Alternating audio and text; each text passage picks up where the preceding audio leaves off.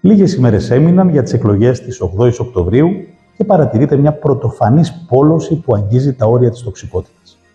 Δυστυχώς γράφονται και λέγονται δημόσια εκφράσεις και χαρακτηρισμοί δεν συνάδουν με το θεσμικό ρόλο του ίδιου του Δημάρχου, ο οποίος τελειώνει τη δεύτερη θητεία του και ζητά από το λαό της Ινδικής την ανανέωσή της, ενώ ταυτόχρονα σε δημόσια ομιλία του χαρακτήρισε ως υποδεέστερους τους υποψηφίους των αντιπάλων συνδυασμών.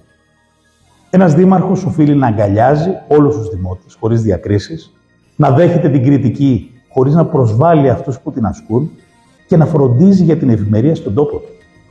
Τίποτα από αυτά δεν συμβαίνει στο Δήμο Ινδικής. Ο κύριος Δομουτσίδης, με την αλλοπρόσαλη και ακατανόητη συμπεριφορά του, αποτελεί κακό παράδειγμα για τους υποψηφίους του, ενώ παρασένει και υποψηφίους άλλων συνδυασμών σε άσκηση χαμηλού επίπεδου πολιτικής. Από αυτό το βήμα απευθύνω έκκληση προς όλες τις κατευθύνσεις να χαμηλώσει η τόνη και να επικρατήσει η λογική. Να σταματήσουν οι προσβολές και οι προκλήσεις.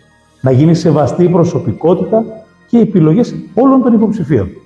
Την επόμενη των εκλογών θα κληθούμε να λύσουμε τα πολλά προβλήματα που έχει ο τόπος. Ας κρατήσουμε λοιπόν τα προσχήματα.